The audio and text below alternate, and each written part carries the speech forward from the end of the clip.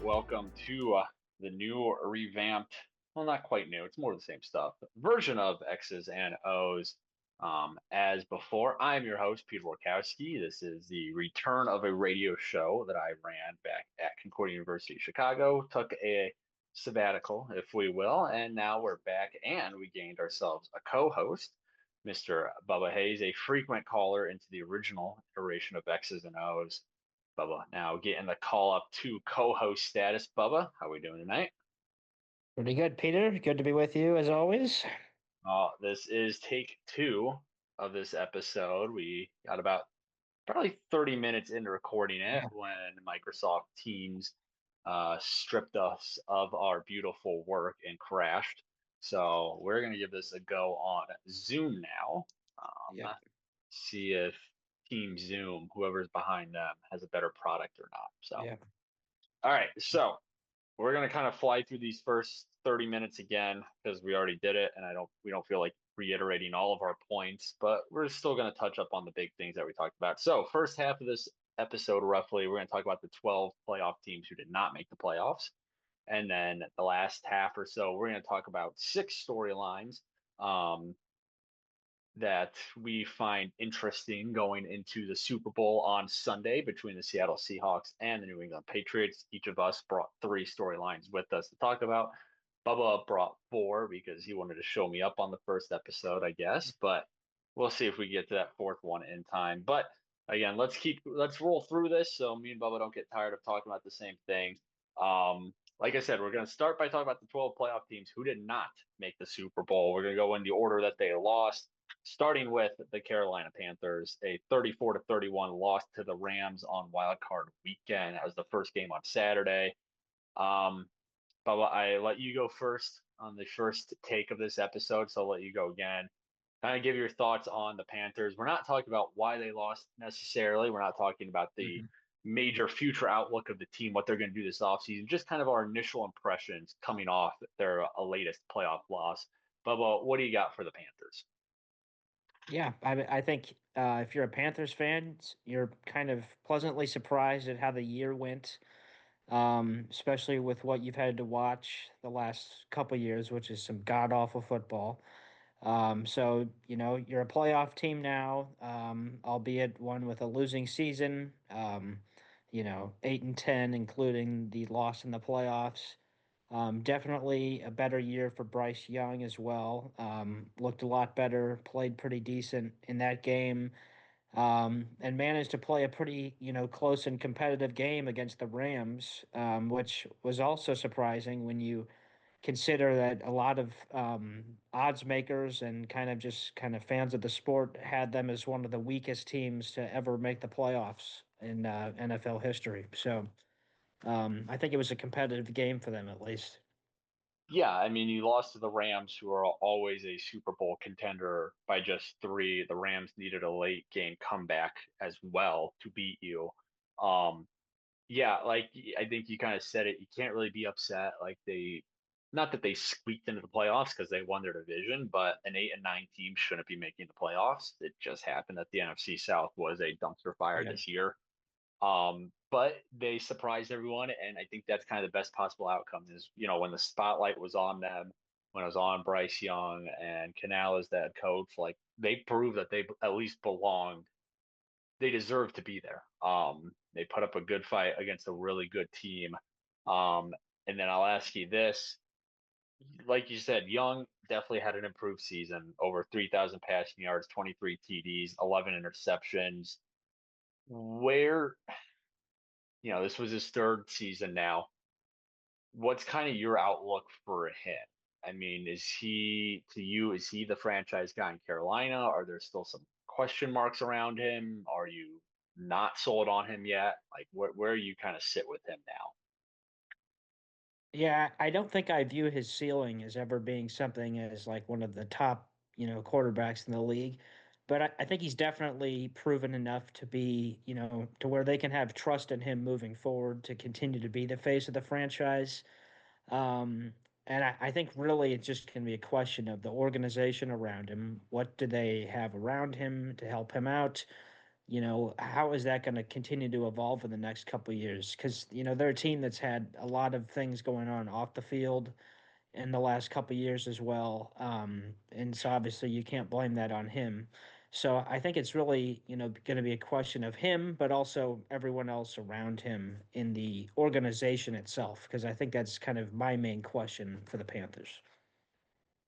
Yeah, I said this on the first take that got deleted of I think at this rate his ceiling, and maybe I'm completely off here, his ceiling's kind of um Jordan Love-esque where Yeah. he's a good quarterback. You can't deny that. Is he really that upper echelon superstar quarterback? No, but you can win games with him. He might win you a couple games too, maybe. But I still don't see him, ever crossing into that, you know, Patrick Mahomes, like Josh Allen. I know those were some lofty expectations, but kind of Mhm. that threshold of just being an absolute game changer. I think he'll be good.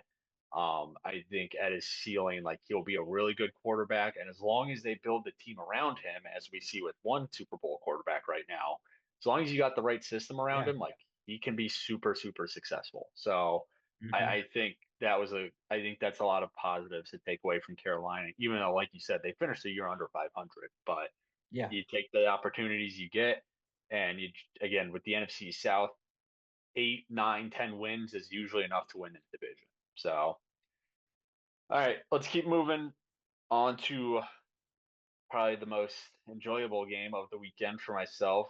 Well, enjoyable for the last 5 minutes. Um, Packers lose 31 to Yeah. 27 at Soldier Field against the Bears. Obviously, the big headline: 21 to 3 halftime lead for the Packers. They blew that 28. They lost the second half, what, 28 to 6, if my napkin math is correct. And uh, we can kind of roll this into my original question on the first take, which is your opinion on the Matt LaFleur contract extension. I guess maybe a better question would be how much longer do you think the Packers, the ownership group is the fans, but the front office, how much longer do you think they take this kind of we're always good, we might win a game in the playoffs because they haven't been to a conference championship since 2020, two division losses, two wild card losses since then. What's kind of the leash on them right now, this iteration of the Packers with Matt LaFleur at the helm, with Jordan Love playing quarterback? Yeah, I mean, I think there's definitely a little bit of impatience, and I guess that's fair. I mean, credit to the Bears for how they played in the second half, but we can all also be honest, the Packers offense kind of took their foot off the gas in the second half, Yeah, and maybe some of definitely. that was because of some adjustments that were made, but it did not look like the same team that was playing in the first half. So, you could lay some of the blame him at his feet on that one, and I wouldn't argue with you.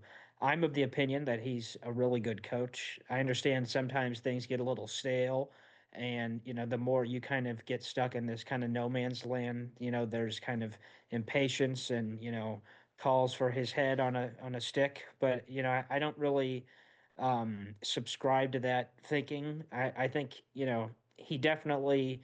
Um, if this continues over the next couple years, I think we're going to continue to see more fans think that. But I think this contract extension, what it should say is that the organization itself has faith in him and what he's Mhm. doing. And so I think that should buy him at least a few more years to kind of, hopefully get that moving a little bit farther down the road in the playoffs for them. Right. And I think the two things on his side are one, you can blame that game on a lot of different things other than Yeah. his second half performance. McManus, Hmm. the kicker, 0 for 2 from field goal attempts, also missed an extra point, right? He makes one of those field goals. It's probably a different game. Um, he makes one of those field goals and that extra point he missed, they still outscore the Bears. Or they tie the Bears, pardon me. So you can put the blame on that. You could say, well, Micah Parsons was out for the playoffs. We didn't have our best player, period, healthy on the field. But And it is incredibly. The other thing going to his credit is, it's hard in any sport to be consistently good year in and year out, Yeah. like they have been for most of his tenure. Um, but at a certain point, you do expect championships, especially for a team like the Packers, who, always parade around how many Super Bowls they have. Well, you guys haven't had one since, the Obama administration. Yeah. So at a certain point, they're going to be like, all right, like either get us a championship or we're going to look elsewhere. So, Hmm. yeah, I don't think it would have been the right move to fire him. I think he's a good Yeah. coach. I think Green Bay fans hate on him a little more just because of their expectations. Um, Hmm. but I don't know. The Jaguars, 27-24 loss against the Bills on their home field. They were the 3 seed. Neither of us really had much to say about the Jaguars and the first take of this. I think this was a great season, and I think things are looking up. Yeah. I wouldn't be surprised if they're back here again next year with just how in flux the other South teams are. Hmm. Besides the Texans, but they definitely have some question marks, which we'll talk about now. Or they have some question marks now that we'll talk about in a bit. Um, Hmm. I don't know. It was a good season for a team who's been in the dumpster for, I don't know, since Saxonville, since that team. Yeah. Um, they had an MVP candidate and Trevor Lawrence. He finally looked like the Trevor Lawrence we expected him to look like Yeah. all those years ago. Um, William Cohen, I'm biting the bullet on that one. I did not think he was going to work Yeah. out, especially after that corny ass Duval joke or whatever he did at the start of the year. But he Yeah. figured it. He figured it out. So I think the Yeah. Jaguars are in a good Credit spot. to him. Um, Yeah. I think they're probably all five of their fans in Jacksonville might be offended at how, little time we spend talking on them. But I truly think there's just not a lot that strikes me about them and their team. I think you kind of said it best, that they're a very solid team. So there's not really a knock on them. I don't think they have a main weakness on either side of the ball. I think it's really just they were probably not built to go all the way this year. They ran mhm, into, a team that was pretty solid all around in the Bills, and I think who were, a lot of people, myself included, thought were maybe going to get to the Super Bowl. So kind of a tough matchup for them to draw, but solid year, no complaints if you're one of their five fans, as I said. right. Well, let's talk about a fan base who does complain a lot. That is the Mhm. Eagles in Yeah. Philadelphia. 23-19 loss versus the 49ers on the Eagles home field. Um, man, just what a waste of a roster. And nothing we say is going to be directed at the defense. The defense was great. Vic Fangio still is a great coordinator. That offense, man, I don't know what it is. Like you have a good quarterback. Jalen Hurts is at the very least good. You have a generational running back who's coming off an MVP caliber season last year. You have good receivers. You have good tight ends. You have a good line. Maybe not as good as it once was, but still a good line. Like it just goes to show what a bad coaching in terms of Petula, the former OC, and B just turmoil can do to a franchise. I mean, I don't I Mhm. said it on the previous take where I don't think I've seen a dumpster fire of a behind the scenes like I saw this year with the Eagles after they just won a Super Bowl. Yeah. I mean, I think that's kind of the thing, part of it is a fan base that is, never going to be satisfied. And I don't say that with any disrespect. I think it's kind of cool that they have this passion of a fan base as they do. But, Hmm. when you're winning a Super Bowl and then turning your weapons on your own guys, a couple months later, that's a big problem. Right. And I can't imagine it's easy to play with that pressure. At the same time, I do think I've noticed this for a couple years in a row now, to where even though they've had a very solid regular season, as far as the record is concerned. It has not been very pretty. They No. had some very ugly wins and a lot of close games. And I think the last couple years, it's kind of been like, oh, well, it's been that way at the start, but as the year goes on, they sort of figure it out. And that just never really happened this year. They couldn't ever really figure out their identity on offense. And, it just didn't seem like things were clicking. And so that kind of culminated in a lot of frustrations. It seemed like both between the players and the coaching staff. And so I do wonder how that, how that's going to work out for next year. Obviously, they made the sacrificial Lamb the offensive coordinator. We'll see if that fixes the problems or if they run deeper than that. I don't really know what to say. It's hard to be, that mad if you're an Eagles fan and you just won a Super Bowl and you've won several in the last, 5, 10 years. But Right. definitely, I feel like kind of a letdown of a year for them, considering what they had just accomplished. Yeah, and last thing I'll say about the Eagles, because this is more outlook, but this is the epitome of the coordinator. I don't know if crisis is the right word, but just it's the reality of being an OC at a high pressure team where either you're very good and then you get a job out of it, like Kellen Moore did after they won the Super Bowl with him, went to New Orleans and did pretty good work down there, all things considered, or you Mhm. do bad like Petula and you get fired after year one. And what Yeah. that does is there's just no continuity on that team. I mean, on the offensive side, I forgot what the exact number was, but I think dating back to Oklahoma, Jalen Hurts has had as many OCs as, or like one more OC than total seasons played. Like it's a pretty crazy number for a team a guy who's as talented as he is, a team who's as talented as they are, that they just churn them in and out. Sometimes for good reasons like Kellen Moore, sometimes for bad reasons like Petula, the last one. So yeah, they got a Sean Mannion, their new OC. If he doesn't figure it out, it's that stadium might burn down during one of the games. I Yeah. would not be surprised at this point. All right, the last game we covered before the great crash of 2026, the Los Angeles Chargers losing 16-3 versus the Pats.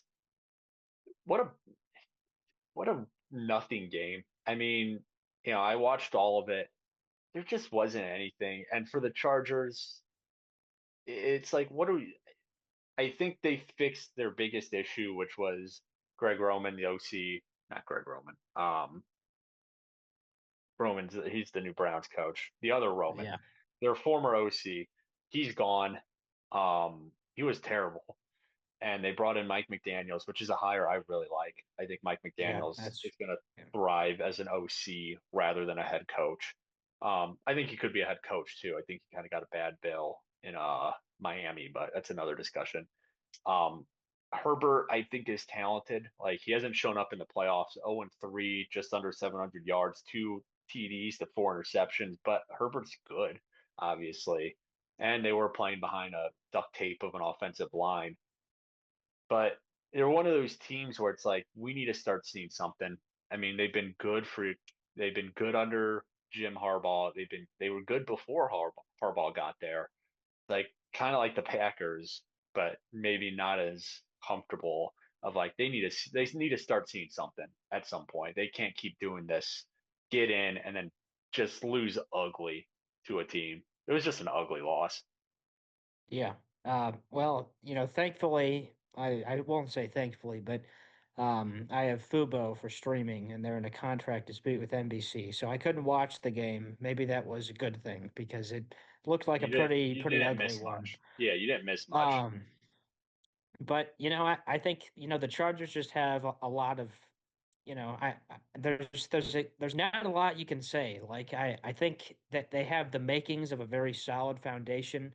I like Harbaugh as a coach. I Mhm. don't have any problems with Justin Herbert.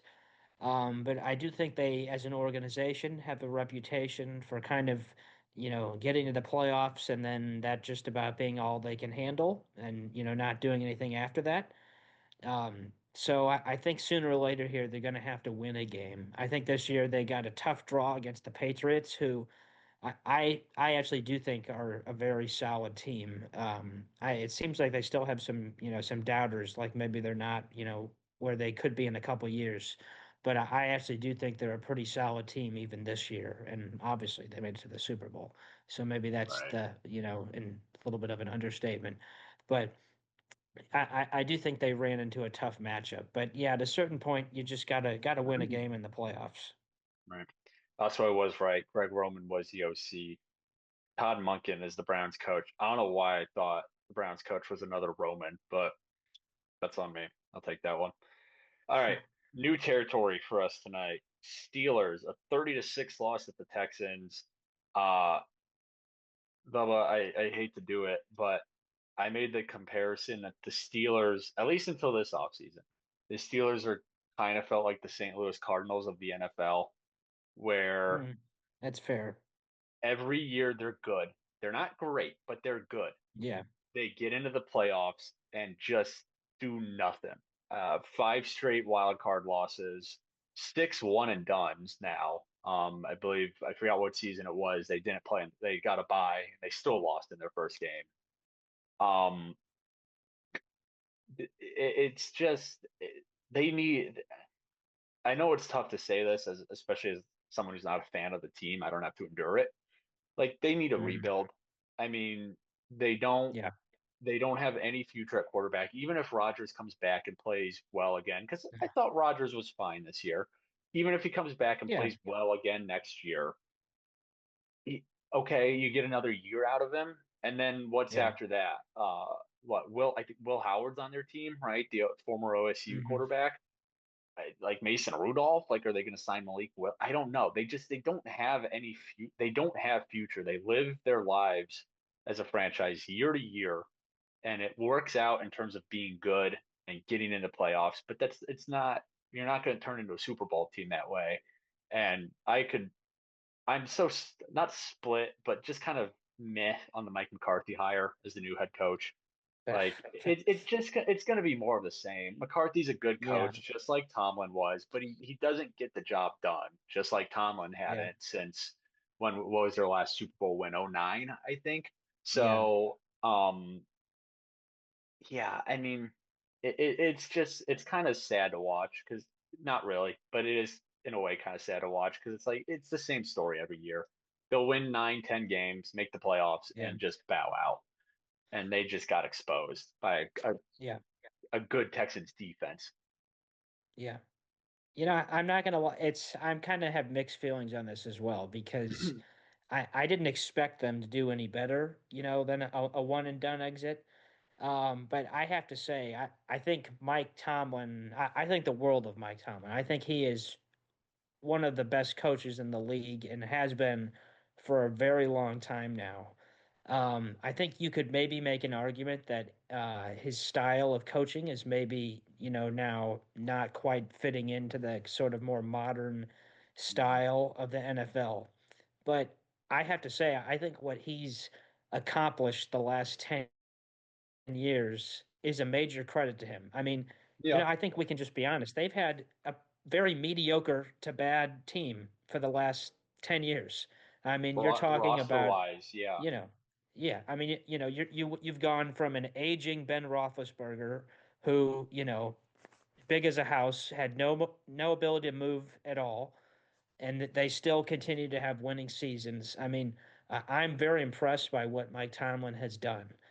And Hmm. so I think, to act like, okay, it was time for him to go. I can understand, why some Steelers fans may be sad to see him go. But I think, after the year's over, he's going to come back and get another chance somewhere else, and I think he'll do some good stuff. But I think you're right that for the direction and the future of the franchise, they did need to part ways because I don't think there's anything to be satisfied about what they've kind of had to go through because even though they've made the playoffs and had a winning season, and so at least it's been maybe interesting for the fans. They haven't had a good roster construction for some time. They've, in my view, have gone from mediocre to quarterback to mediocre quarterback, and they've had a solid defense the whole time, but that's really about it. Yeah, I mean, my expectation after they fired Tomlin was they were going to tear it down. Like they were going to Yeah, let Rodgers walk and they'd let whoever eat up time at quarterback and not necessarily trade everyone away, but maybe trade Watt away. You'd get a pretty good return for him and just not tank, but just kind of suck for a year or two, get some good draft picks. But they go out and hire Mike McCarthy, who is kind of the definition of a floor raiser. Like I think yeah, they'll be good under him, and that's the issue is that they're always going to be good. They're never going to get good draft picks, and they're not going to be so good that they break through. So I don't know. That's my Steelers tangent. It's just like, what the hell? What the hell are you guys doing? I mean, you Yeah. got to pick a direction. So, Yeah. um, all right, that wraps up Wild Card Weekend. Let's move on to the divisional round. Bills 33-30 loss versus the Broncos. Mm. This one hurt. I mean, I'm not even That a was a Bills yeah. fan. I'm not even a Bills fan, but this one hurt because like this was their year. I mean, Yeah, I the, agree. the the league was so open, especially on the AFC side. It was so open. Josh Allen, obviously, you could make the case he is the best quarterback in the league. No Hmm. Mahomes, no Lamar, no Joe Burrow. Like it was there. And of course, he puts up kind of a stinker of a game, Yeah. four total turnovers. He still put 30 points up though, or the team still Yeah. put 30 points up though. It's like, man, this was the year. Um, Yeah. and honestly, I don't know if things are going to get better with McDermott gone. No, yeah. I mean, I it's tough.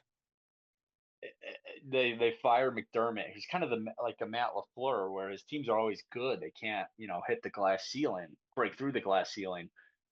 And what do? They promote the OC, Joe Brady, who I think's an interesting young offensive Yeah.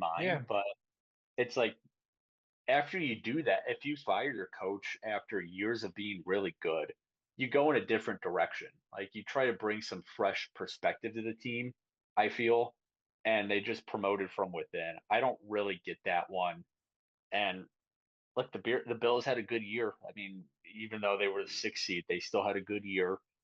It's like, man, they must be cursed or something because of course Yeah. the year that they could do it in terms of the path is the year that Josh Allen has a really bad playoff game. Yeah. I think it's tough. I mean, that game was pretty brutal. They had the lead, they gave it up, they got the field goal to get to overtime, and then they just could not take the win in overtime. And then, to lose that game, but know that, with what happened to Bo Nix, like how much of a factor is the Broncos really going to be the rest of the way anyway? I'm sure that didn't make it feel any better. Um, I kind of am going to disagree a little bit. I actually like the hire to replace McDermott. I like Really? the idea. I like the idea of why I do think he's a solid coach. I think he's been a good coordinator for a while.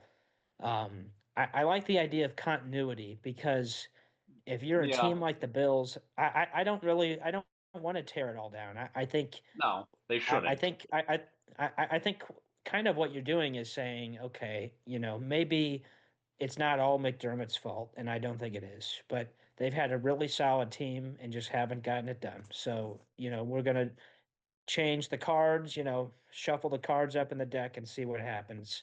And so I think Yeah. there'll be a decent amount of continuity next year moving forward, but maybe a different mindset, something different that'll just maybe change the odds or change their luck. I don't know, but I actually do like the hire because I think he would have made a really good head coaching candidate elsewhere. So I like that they were able to keep him.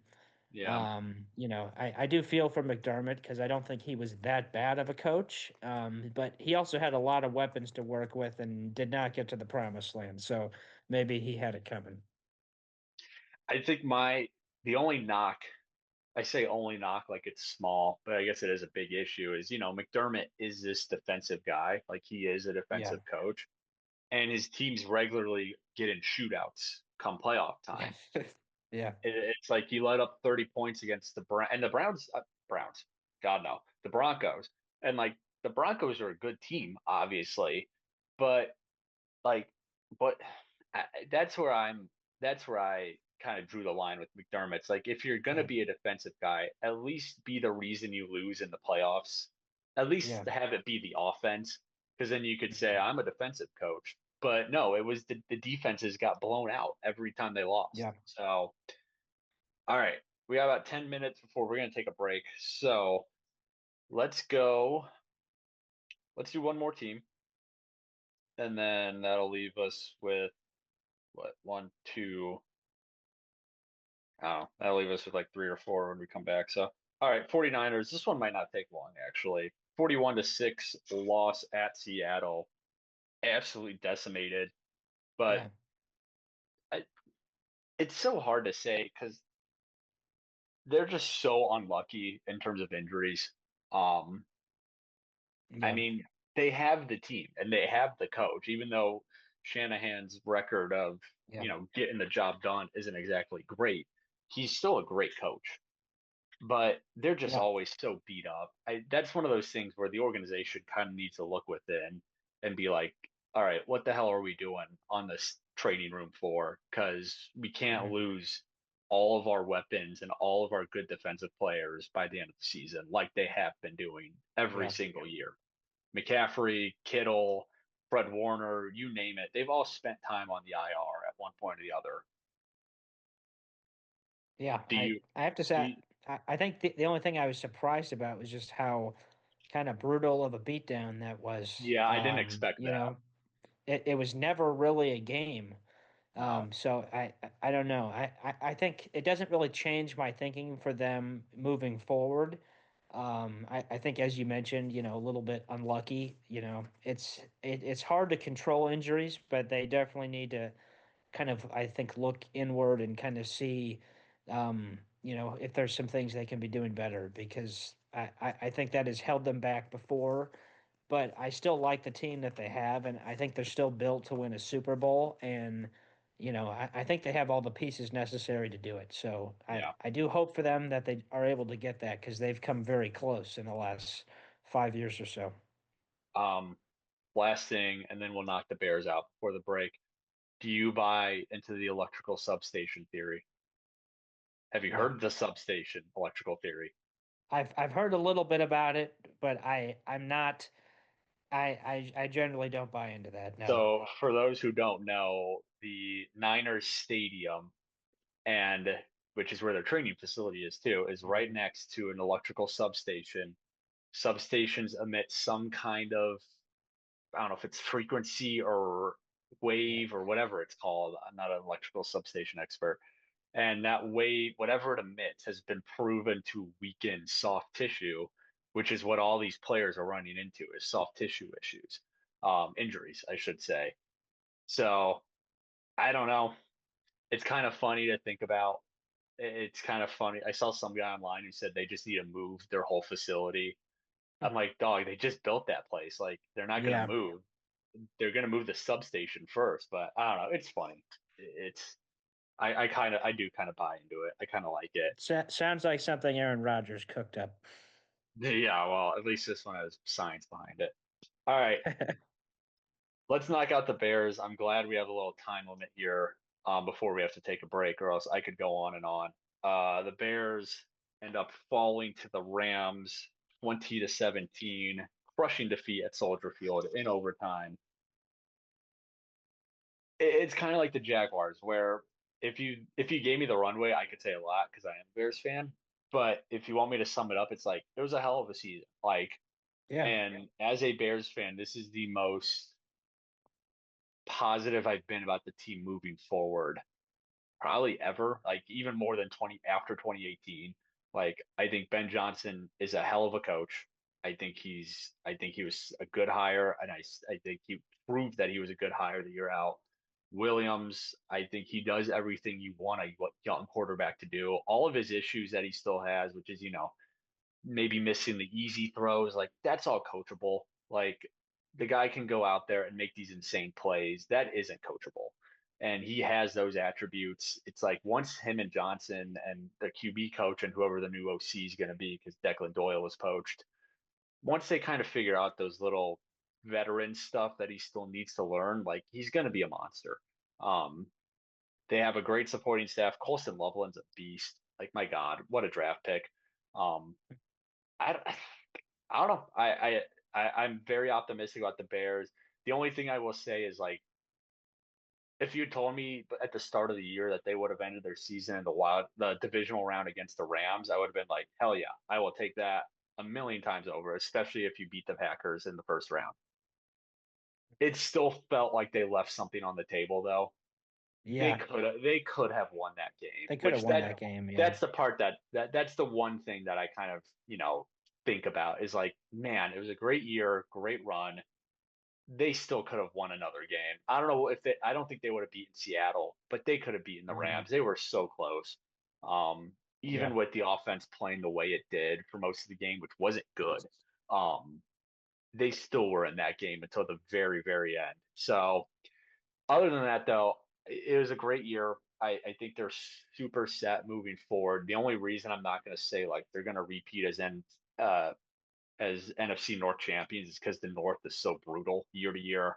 Yeah. I wouldn't be surprised if the Lions come back or if the Packers have a better year or any of that. But they're going to be, if as long as they don't fall off a cliff, which has happened before, um, they're going to be set for years to come, I think.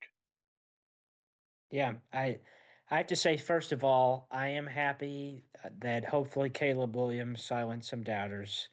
I think he gets a lot of shit for things that really aren't his fault. With whether it be the nails or all that other stuff. Like he finally put it Flamboyant together on man. the field. Yeah, well, you know what? I think his play in the playoffs, maybe hopefully was a middle finger to some of those fans. Good for him. The only thing that I think moving forward that I would be just a little bit concerned about, um, and this is being a little bit picky, and he is still a young quarterback, is just some of the mistakes. I think just even at the end of that Rams game, you see it right there. You see what he's capable of. That Yeah, fourth down play, the score to get them, back in that game. I yeah. mean, crazy. Maybe the play of the year. And then, you know, the very next drive, or I can't remember, maybe it was a couple drives later, but No, it would have been the next drive in overtime. Yeah, yeah, in overtime, not a good interception there. I will And say you can't throw interceptions in the overtime in playoffs. no, You and just I will can't do say it. I'll say this about the interception. There are two sides to it, and then we'll wrap up the Bears because I could go on and on. On one hand, I don't. It's not entirely his fault because if you watch DJ Moore run that route, he was half-assing it basically the whole route. Which kind of tells me he wasn't the option, or he didn't think he was getting the ball maybe. Yeah, But if Moore put in 100% effort the whole route, he probably would have at least broken up the ball at the least. Where I do put blame on Caleb for that is, and this just comes with age and experience, is like you kind of got to recognize that. I feel. I mean, it's yeah, easy for me to say that sitting my couch watching it on Twitter, but you kind of got to recognize like shit. DJ's not there. Like he's not going to get there. I can't go there. So um, that's the part that I put on Caleb is just you kind of got to be aware like where the receiver is and what yeah, he's doing a little more. I think DJ needs blame on that too, which I've seen get on Twitter. Um, but that one I'm like, all right, it's on Caleb, it's on DJ. Like it was just a miscommunication. I think Williams even came out and said it was a miscommunication. So, but like you said, I think that'll just come with age. I think he loves yeah, working with Johnson. I think Johnson loves working with him. They got a great. I like having Case Keenum in the backup room because like he's just a good mentor to have. So, no, I'm sad they lost because they could have won that game for sure, but it was a good year and they're going to be good moving forward. All right, let's take a quick break. And then when we come back, we'll wrap up our little post mortem on these last couple teams and then move on to the Super Bowl. All right, welcome back from the break. Bubba and I discussing the 12 playoff teams who did not make the Super Bowl. Just got done with the Bears. So let's pick up with the last loser of the divisional round. And what a loser it was. The Houston Texans, 28-16 loss to the eventual AFC champions, Patriots, pardon me. I think two words come to mind when you look at this game. I guess three, maybe. I don't know what you consider it. CJ Stroud. Um, good God. I mean, what was that? Four interceptions.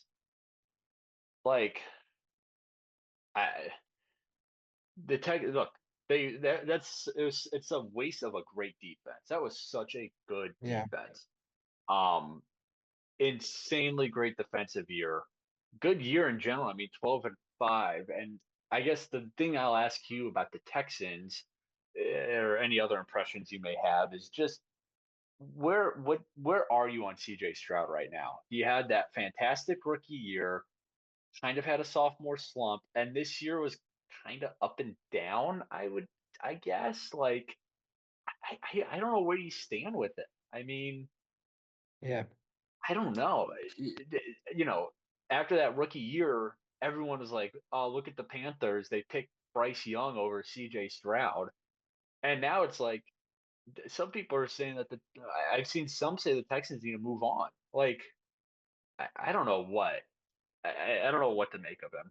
I don't know. Just what are your thoughts about Stroud or the Yeah. Texans in I general, think, wherever you want to go? yeah. It's tough because I don't think you can really separate the two. I mean, as long as CJ Stroud is their quarterback, that's kind of that his ceiling is their ceiling in a Yeah. certain respect. And I don't know. I think you're right. There was so much promise for him after that rookie year, and it really looked like they were on the up and up. I really like D'Amico Ryans as a coach. Hmm. I don't know that, you can blame him for anything. I don't know. I'm not sold on CJ Stroud. I think he's just a little bit too much of a roller coaster quarterback. He makes a lot of mistakes. He's definitely capable of, a lot of good stuff, but he Right. makes just too many mistakes. I think, the four interceptions is kind of, a pretty good example of that. It's definitely a shame that it kind of was exposed in that sort of, big time game like that. But yeah, I don't know. It's tough. I have a really hard time seeing this iteration of the Texans, going that deep into the playoffs in the future. But I don't know what I don't know what the next piece is or what their next move I is. I I'm think it's tough. yeah, I don't want to postulate too much on futures. That's not what this episode's for, but I think this is kind of a make or break year for him.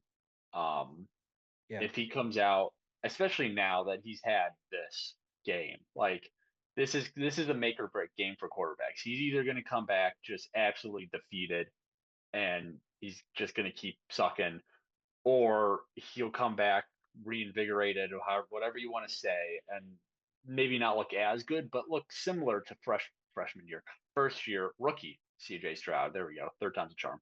Um, if he doesn't put up this year, it's like I think that's when you have some serious questions about him. Um, but yeah, I mean, again, I think the biggest thing other than CJ Stroud was just like what a waste of a defense. I mean, that was a Super Bowl defense, yeah, and your quarterback has a terrible game and sells it. So I'm interested to see how he rebounds after that. But yeah, all right, let's move on to the conference championships because I do want to get to the Super Bowl. First game again, another what the hell did I even watch kind of game. Patriots beat the Broncos 10-7. It's kind of one of those like did there have to be a winner? Um, yeah, I mean, the Patriots, and I'll talk about the Patriots in a minute. I'll go on my Patriots tangent in a minute. But like, I don't know what to make of that game because the second yeah, half was such a wash with the weather. I mean, it was yeah, just almost it was almost unplayable conditions. And even then, neither team really impressed me, even in that second half. I didn't expect them to go out yeah, and score, 20 points, but yeah, good coaches, and Sean Payton's a good coach. Mike Vrabel's a good coach too. But like good coaches should know, like, okay, it's a snow game. Let's adapt to it now. And yeah, I don't think either team really did. And the Broncos were playing with a backup. But let's keep the focus on the Broncos. yeah, It's kind of one of those shit luck moments. Like great yeah, team, great defense. They figure Bo Nix. I still don't think Bo Nix's ceiling is super high, but like he's obviously a very winning quarterback. yeah, he goes out the game before on like what one of his last plays. Hmm. Um, you're stuck with Jared Stidham, who hadn't thrown an NFL pass, and it was a ridiculous amount of days, at least a year, I think. Um, it's one of those, yeah, it's kind of a great year down the drain just because of injuries. I mean, you lose your starting quarterback, and your backup is going up against a pretty good defense with the Patriots. So I don't think you can't be too mad if you're the Broncos or a Broncos fan. You could definitely be upset because it was just shit luck. Yeah. Yeah, I don't know. It's kind of, I've never been super high on Bo Nix to begin with, but he's really surprised me the last couple years. And I've started to kind of turn around my thinking on maybe what, they're going to be capable of down the line with him because I do think he can win a Super Bowl with them. Obviously, they have a lot of, it's not just Bo Nix, but I Right. think in that system that with Sean Payton as the head coach, I think they're clearly, set up for success in the future. He knows how Um, to make it to, work with it. yeah, to me, this was almost a game like, did it really need to be played? Like, I think everyone would have been kind of disappointed to see the Broncos win that game because I think even like I think the snow actually really helped them, with the weather, kind of make that a competitive game because I just don't see. I really was not expecting it to be, that ugly to begin with, but I really think the Patriots should have been the much better team. So I think, it's maybe a little bit concerning to them how close that game ended up being. But at the same time, it's kind of like I think after what happened to Bo Nix in the game before, I think most people are just like, okay, it's going to be the Patriots out of the AFC. Jared The Stidham, no disrespect to him, but wasn't even that good at Auburn. And now you think no, you're going to the Super Bowl? I don't think so. the only saving grace for the Broncos would have been J.K. Dobbins was hurt that game. Yeah. If he wasn't hurt, because they did not have a run game whatsoever in that game. And obviously, when the Hmm. snow's coming down, you need to establish. I sound like an old head, but you need to establish the run, and they just couldn't between the Pats defense and the snow. Not Yeah. necessarily the snow, but between the Pats defense and then not having Dobbins, they just couldn't get the run going. It was just punt after punt, and they had chances. I mean, the Yeah. Pats punter did not have a great game. They had great field positioning, and they just couldn't get it done. So Yeah. yeah, it's just kind of one of those, eh, what ifs for the Broncos. But I'm not worried about, Yeah. them falling off. They'll be back. I think Yeah. They'll be back. they'll still be good. I don't know if they'll be one seed good, but they'll be good. Yeah. Um, all right, last non Super Bowl playoff team. The Rams lose to the Seahawks 31-27. Um, other than the Matt Stafford question mark, which is still a question mark right now. And we don't really need to talk about that too much because, again, that's kind of going into the future. But they're another one of those teams. They're kind of like a higher, I don't know if this is a great comparison, but they're kind of like a higher level Chargers, Packers of like, they're always so close. And it's always like there's just one fish bigger in the pond. Like they're always good. They're always the second or third best team in the conference, and they just happen to run into the Seahawks or whoever who just, Hmm. is just a better team. That's all it came down to is the Seahawks were just a better Yeah. team. I mean, it was a Yeah. good game. I didn't watch every snap of it, but I watched a fair bit. It's kind of like, all right. I mean, they lost. They lost their OC, the other LaFleur, Mike, I think his Yeah. first name is. They lost him to Arizona. He's going to be their head coach. I believe Shula is still around on defense. I think so. I haven't seen him get hired anywhere. So, um, as long as Stafford's back, they'll be good again. But it's kind of like at this point, what do they really need to get over that hill, other than maybe just Yeah. some playoff luck and just running into hitting the right path, basically. Yeah. I think that's So. truly what it is, is it's kind of coming down to the playoff luck. Listen, I'm never upset when a Stan Kroenke led Rams team, crashes and burns. But I think they definitely had me scared for a little bit during the year because for moments of the year, they looked like the best team in the Yeah, league. they I did. think I think of of a lot of years, this was a year where there was no dominant team in the NFL. No, But there the wasn't. Rams were the team that I think, showed glimpses of being that. Hmm. Unfortunately for them, they also, lost games they shouldn't have lost throughout the year. They kind of, made that kind of a moot point. Yeah, But that one they Panthers definitely loss. had all the tools to kind of be that dominant team. But listen, I'm very happy that they're not in the Super Bowl, and very happy that the Chiefs aren't in the Super Bowl. America gets a break, Well, but I guess we're kinda. back to the Patriots dynasty, right? Yeah. Well, that's a perfect segue to the Super Bowl. I'm gonna ruin it slightly by just saying, yeah, for the Rams, like they were probably my pick out of the NFC. Um, they're a great team. They have experience. They've won the Super Bowl before with Stafford and McVay. They just ran into a better team and maybe a little too inconsistent, maybe a little too close of games too. I mean, honestly, they should have beat the Panthers by a fair amount. They probably should have beaten the Bears Yeah. by a fair amount too. Honestly, if I even as a Bears fan, if I'm Yeah. being honest, like besides the weather, they should Yeah. have rolled into Soldier and not really had any issues with the Bears. So, and then when you go up against a really good team like Seattle, that doesn't work. So, all right, well, let's pretend my little side tangent didn't exist. You're talking Yeah. about the Super Bowl, and let's roll into the Super Bowl to finish up the episode here. So, Sunday, Seahawks taking on the Patriots, a rematch of what was it, 14, right? 2014? Is that when they met? Maybe 50. I think it was 15. It might have been 15. I think 14 might have been, maybe, no, 15 was the Broncos because that was Super Bowl 50, I thought. I don't know. It's a rematch of a recent Super Bowl.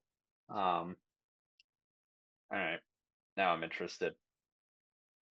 I What wrote down year? 2015, so my research could have been incorrect, Well, let's find out. What year but yeah. did Seahawks lose to the Patriots? They lost in, oh boy, come on, Google. February 1st, 2015. Damn it. All right, you're right. All right. So the Yeah. Broncos, yeah, because the Broncos won 16 and then the Pats won 17 with the comeback. Yeah. So, Because the okay. Broncos won Super Bowl 50. It was 10 Right. years ago. And then Yes. oh yeah, I guess I could have just done that. Oh well. All right. So All right. rematch of the Besides the point. 2015 Super Bowl. Um, very, very different squads, obviously, as you would expect Yeah. with a rematch 11 years in the making. The Seahawks, led by Sam Darnold, Mike McDonald, the Patriots, Mike Vrabel and Drake May, the sophomore sensation, who I'll talk about him in a minute.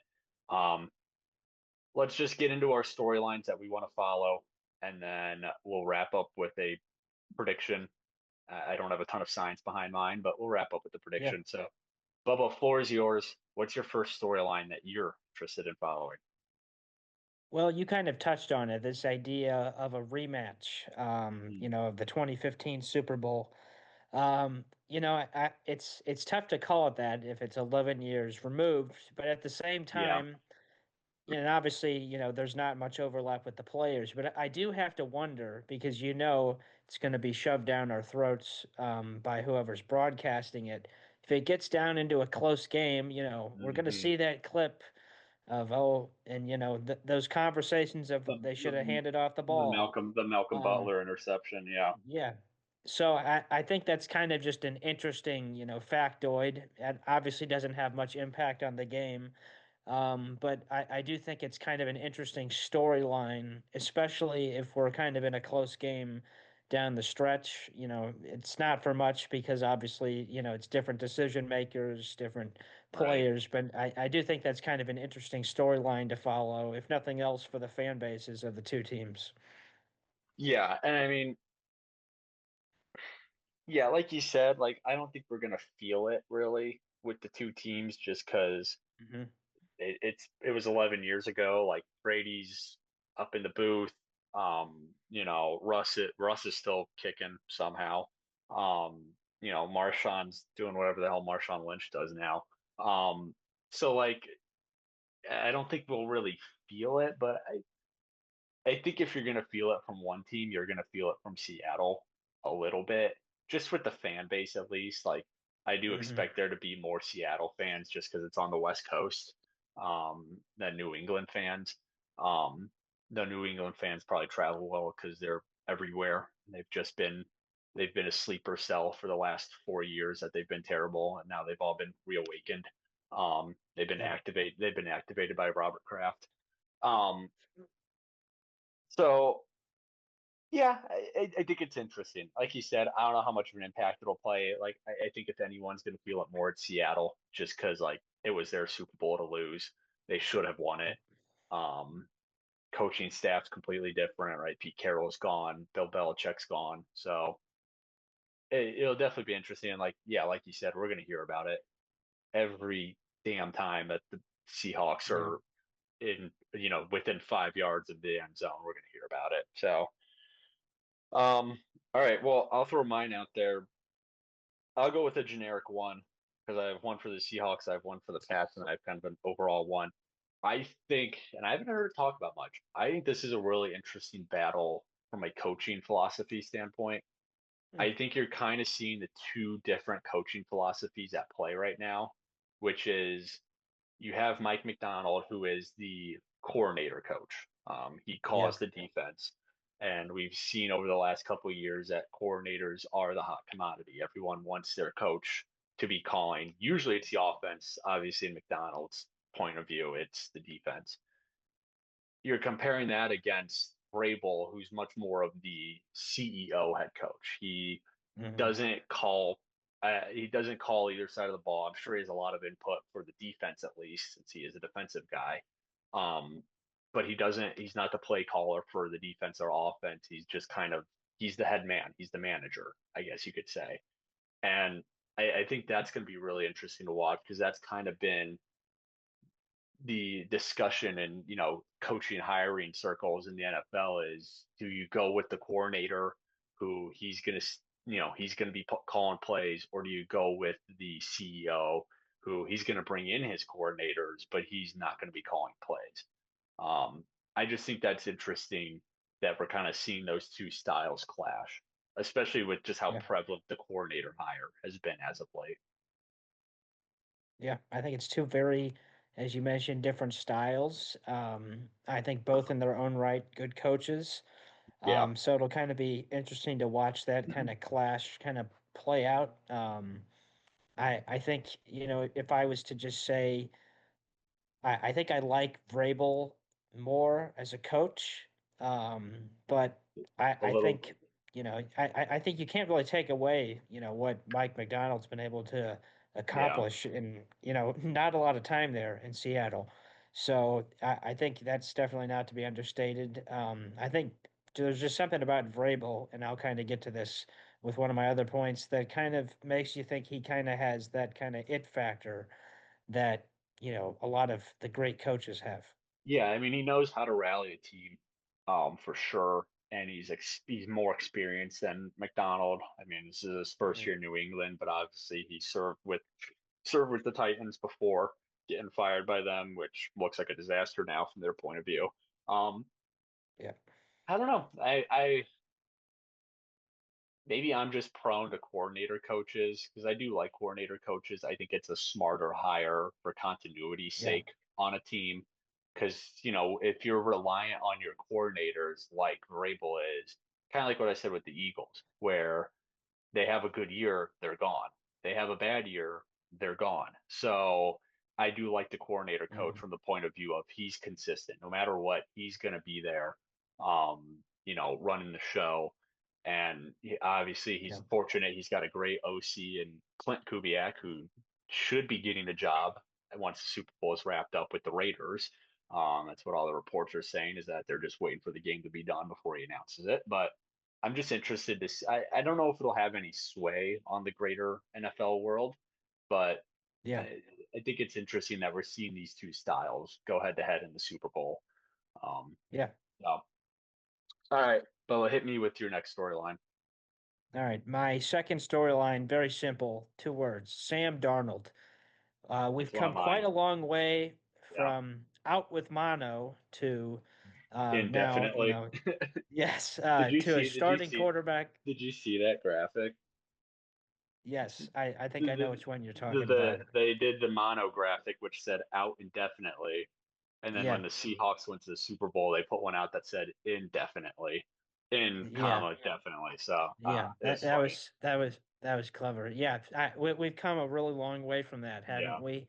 I think it's kind of a testament to obviously him, and I don't know, he's a player that I think a lot of people can kind of root for, given Hmm. the fact that his career up until the last couple of years has certainly not been anything impressive. He's had a couple, and to be fair, a couple really good seasons. And he's kind of parlayed that success into obviously what he's done this year. And he's been really impressive. Maybe not, someone that you would pick to be your franchise quarterback, but someone that in the right, system, can definitely be depended on. And I mean, Hmm. to be fair, he's being paid like it this year, so it's not Right. like, that burden is not expected to fall on him. But I think that's just a really kind of a cool story to someone like that. It's not like we haven't seen anything like that before, sort of like a Nick Foles sort of thing. But I think it is a pretty cool story to see. Yeah, I think on that point, and then I'll get to my storyline about Sam Darnold. Like, yeah, the guy, it's hard not to root for him because he gets drafted to the Jets, which are just a slaughterhouse for QBs, Yeah. clearly. And then he goes around the league. He goes to the Panthers, doesn't do anything there. They were a dumpster fire when he was there. And then he goes to the Niners, who just seem to resurrect quarterbacks as backups, basically. I mean, it Hmm. shows what working with Kyle Shanahan will do. And then even then, he goes to Minnesota, has a great year.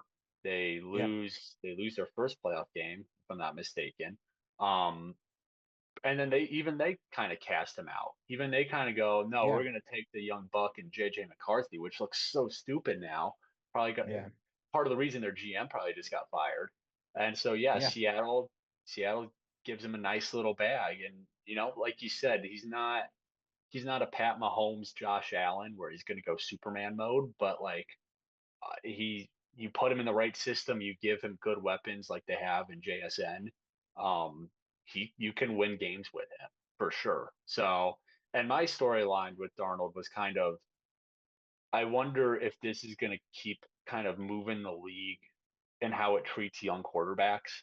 Because we went through a period, or I guess it's always kind of been like if you come in the league as a top 10, 20 pick, whatever it may be, and you don't immediately find success, like you're done. Like, sorry, Yeah. career's over. You're gonna go be a backup. You're gonna be out of the league, whatever it may be. But Darnold, and as well as guys like Baker Mayfield, Yeah. um, Geno Smith before he got to Las Vegas, um, and I had someone else in mind, but I'm forgetting who now. But that whole group of guys show that sometimes it's just about coaching. Like talent's talent. Like if they have this Yeah. talent in college, they still have it in NFL. Like arm strength didn't go anywhere, scramble ability didn't go anywhere. It's just about you get them in the right system, you get them with the right coach. Yeah. Like, and I wonder if that's gonna. I don't know if it will, but just kind of make teams think a little longer before they Yeah. give up on a young QB. Like, all right, let's give this guy another year, see what he's Yeah.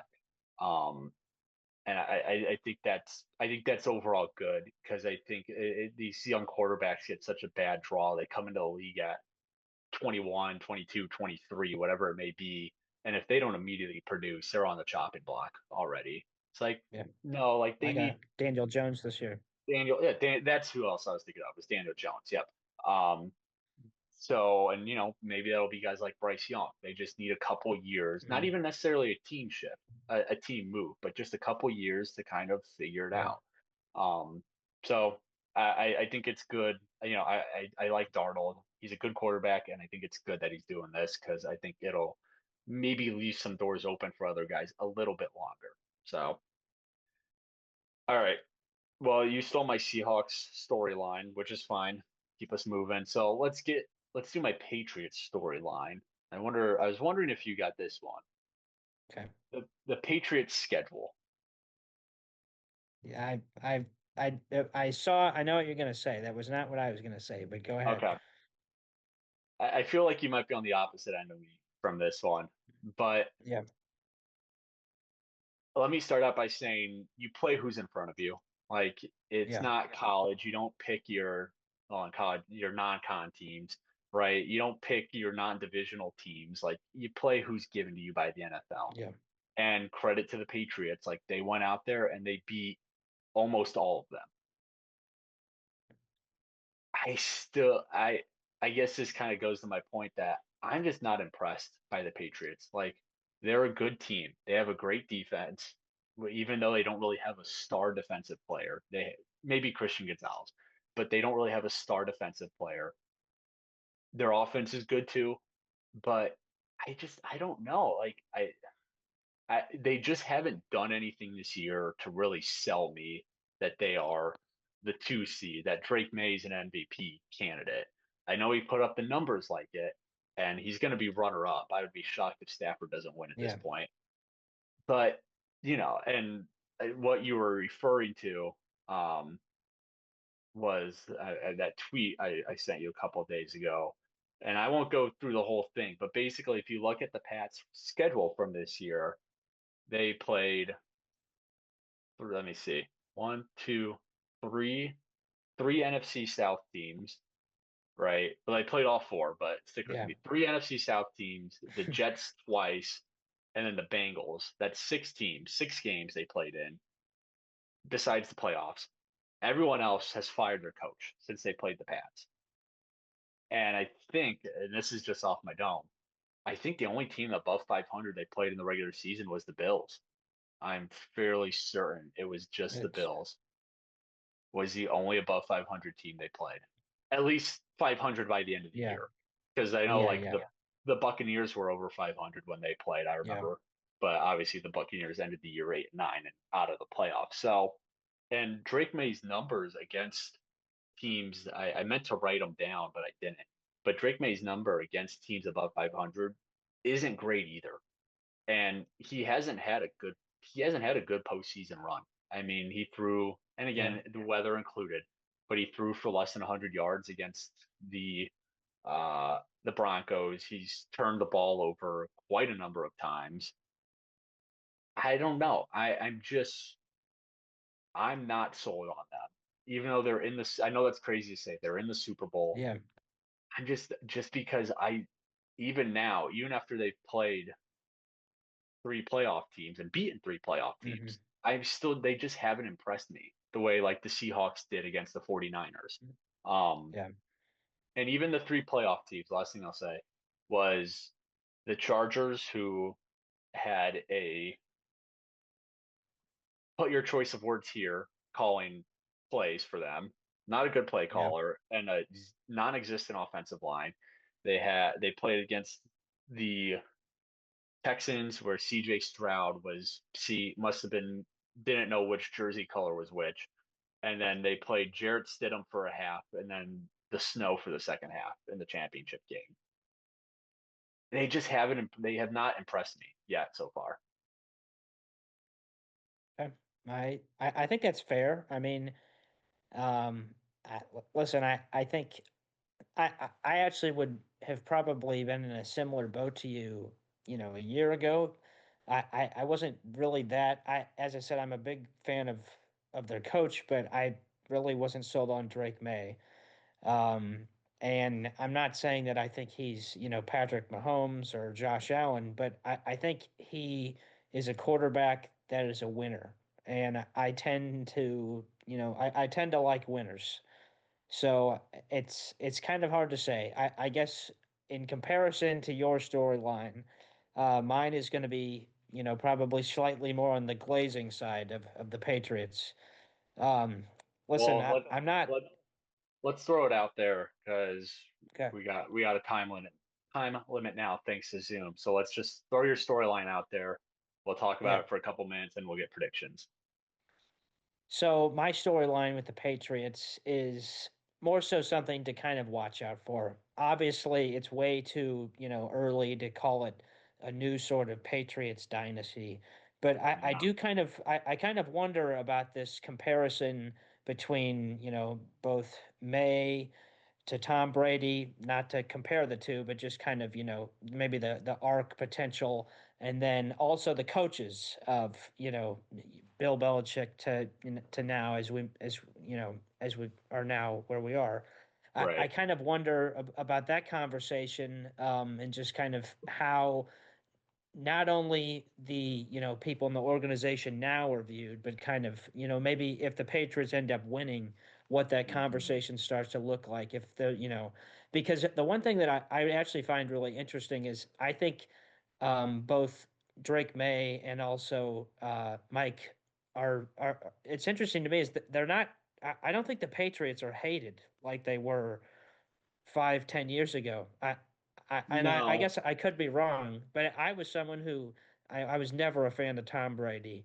And I started to get irritated that they were in the Super Bowl, it seemed like every year. And Right. now it's kind of weird. It's like a couple years have passed, and it's like, oh, I don't really mind seeing the Patriots back in. I think both of them are more likable guys than their predecessors, and I think that probably They has are. something to do with it. But I just think that's kind of an interesting storyline, just because of the history that exists in that organization. And I think it's something that we'll see a lot of conversations about, especially if they win the game. Right. And I'm not going to spoil my pick. No. Yeah. I think I think and I'm always cautious about 1 year wonder teams like this, like the Patriots, Mhm. like my Bears, like the Jaguars, like you because they have a bad year, so they get an easy schedule the next year, just because of how the Yeah, scheduling system works. And obviously, as I pointed out, the Pats had a pretty damn easy schedule this year. yeah, So even if they do win this year, if you want to talk about dynasty, like I need to see what they do next year too. yeah, And that goes for all these worst to first teams like the Patriots. Like, all right, you got the easy schedule. Maybe it was a cakewalk to the Super Bowl, but you won the Super Bowl. Let's see what you do now that you're playing, 17 games against, division winners and teams who made the playoffs you know, uh, rather than the relatively easy schedule they had this year. So yeah, I don't know. Like you said, we kind of need to see if they win. Um, I just don't know yet. And again, it's so early because this is Vrabel's first year with them. This is May's first year being, really good. Um, I don't know. Even if they win this year, I don't know if I see that because like yeah, Drake May's good and like maybe he does kind of remind you of Brady in that like they're not superhuman athletes necessarily, even though May is a great athlete. Um, but like you said, they just kind of win games. Like that's just how it is. Um, he doesn't give me those and again, it goes back to the schedule. Just like because I saw what he did this year, and his numbers against good teams isn't great. And look, this is a debate for another time. But if you ask me, which quarterback from his draft class, and again, I'm biased. Which quarterback from his draft class do I think has the best chance at like entering that upper echelon of all time quarterbacks? I would even after this year, even after last year with Jaden Daniels, I part of me still says Caleb because of what we've seen him be able to do, like just magic, like just pull off these insane plays. And as good as May was this year, and as good as his stats are, I don't know, and I didn't watch every Pats game, obviously. I don't know if we ever really saw that from him, of just that innate ability to just take a game over and just make those plays. So that's kind of where I'm at with the whole Pats thing.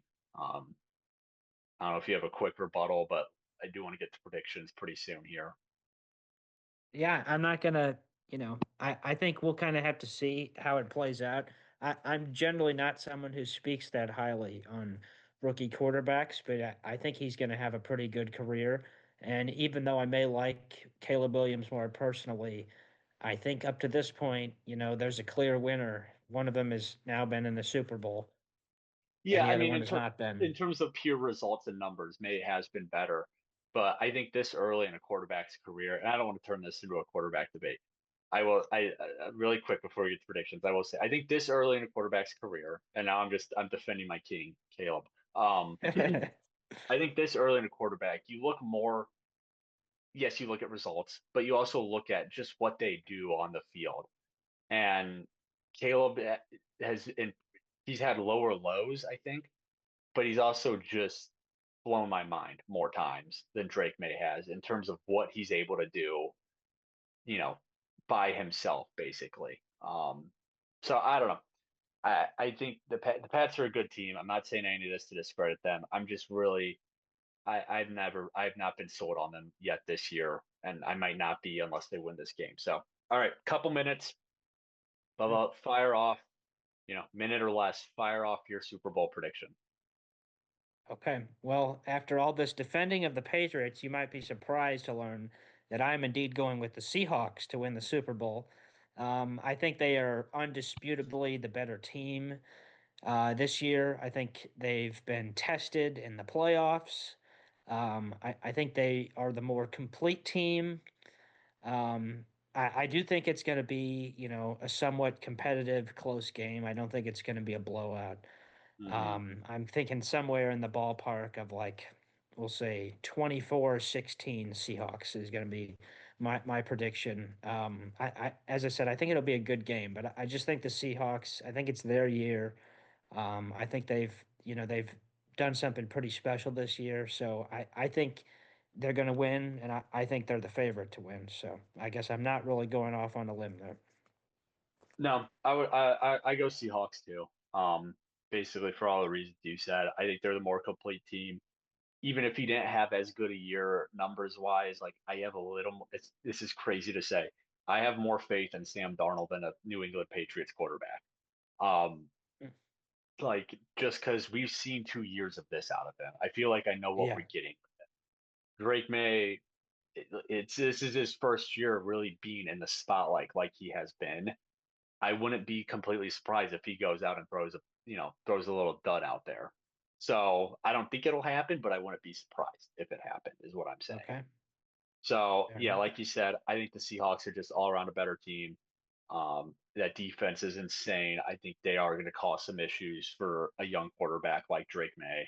Um, and I think I don't it's not a flashy, like I don't have an explosive reason why. I like the Seahawks more. Yeah. So Fair enough. uh, let's say 28 to 22. There you go. Is my Okay. prediction. So all right. Well, that'll do it for the first episode of the revamped uh, X's and O's podcast. Bubba's laptop was shaking out of excitement there for a minute, but settled it down. So, thank you all for joining us. And our plan is to probably put one of these out just about every Friday. Might be week to week, but we'll get these out on YouTube and whatever other streaming platform I could slip this podcast onto. So. Bella, thanks for joining me. Thanks for enduring some technical difficulties. And yeah, we'll talk next week. Yep. Thanks for having me, Peter. I guess the new podcast will not be sponsored by Microsoft Teams. No, they've lost our members. They've lost our business. So, all right.